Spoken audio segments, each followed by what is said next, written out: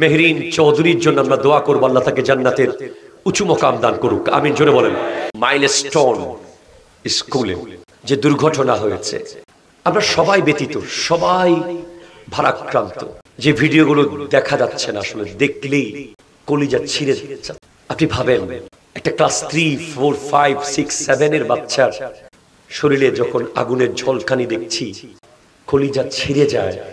আর আলী আসগরের গলায় যখন তীর ঢুকেছে, 6 মাসের দুধের শিশু। এটা তো দুর্ঘটনা, ওটা তো ইচ্ছাকৃত। জাস্ট ইমাজিনেশনে আনতে পারেন যে ইমামে হুসাইন এক জর্রা নড়েন নাই জায়গা থেকে। জাবলুল ইস্তেকামত, অটলের পাহাড়। আমরা গতকালের বিষয়টাকে আরো অনেকভাবে ডিফাইন করছি। আমাদের একজন স্কলারের একটা পোস্ট আমি দেখেছি, যখন বেহায়াপনা, ঠিক কিনা কথা জোরে বলেন না, যখন নারীরা নিজেদের সমান অধিকারের নামে রাস্তায় নামে, যখন পতিতাবৃত্তিকে একটা প্রফেশন মনে করা হয়, যখন মানুষের মধ্যে গরু, গাধা, কুকুর, বিড়াল, বাঘ, ভাল্লুক, সিংহ, বন্য প্রাণীর চেয়ে আরো নিষ্ঠুর আচরণ পাওয়া যায়, যখন মব এর মাধ্যমে আল্লাহর সৃষ্টিকে হত্যা করা হয়, যখন অন্যায়, অবিচার, অত্যাচার, কোরআনের আইন একের পর এক লঙ্ঘন হয়, তখন এই ধরনের বিপদ আসাটাই স্বাভাবিক। ঠিক কিনা জোরে কথা বলেন। আপনি দেখেন না, আমি বলি যে পৃথিবীর সবচেয়ে হিংস্র প্রাণী হলো সিংহ বা বাঘ। একটা বাঘ কয়টা বাঘ মেরেছে এ পর্যন্ত? আপনি দেখাইতে পারবেন যে পৃথিবীর সৃষ্টি থেকে আজকের দিন পর্যন্ত কোন বাঘে বাঘ মেরে ফেলেছে? আপনি দেখাইতে পারবেন না কোন সিংহ মেরে ফেলেছে? আপনি দেখাইতে পারবেন না কোন হায়েনা মেরেছে, কোন কুকুর মেরেছে, কিন্তু দেখাইতে পারবেন মানুষ মেরেছে। ঠিক কিনা কথা জোরে বলেন না। মানুষ নির্বিচারে মানুষ মেরেছে, মারছে। এখন কি করবেন?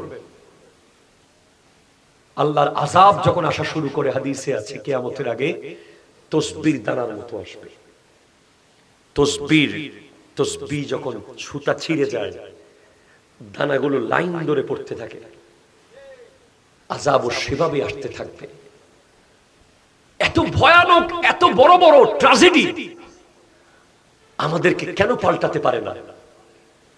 আমাদের মূল্যবোধ, আমাদের চেতনা, আমাদের খোদাভীতি, আমাদের কবর হাসরের চিন্তা, এগুলোকে পাল্টাতে পারে না কেন?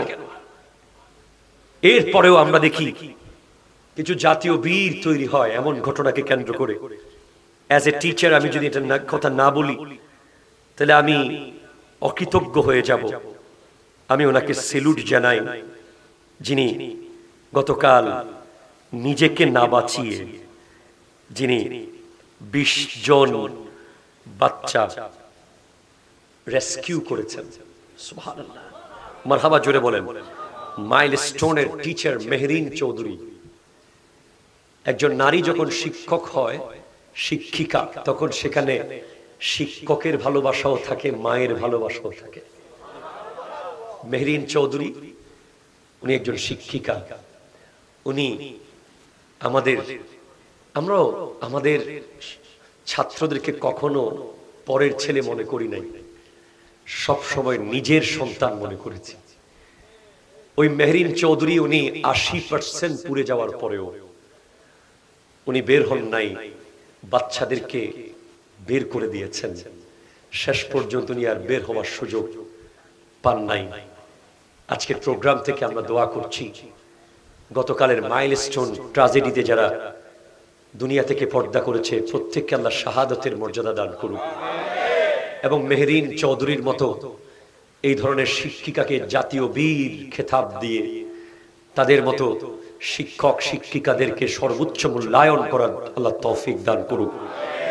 এক একজন শিক্ষক জাতির বড় বড় কারিগর। এই শিক্ষকতা পেশায় আমরা যারা আছি, বিশ্বাস করেন কয় টাকা বেতন পাবো কি পাবো সেটা আসল না।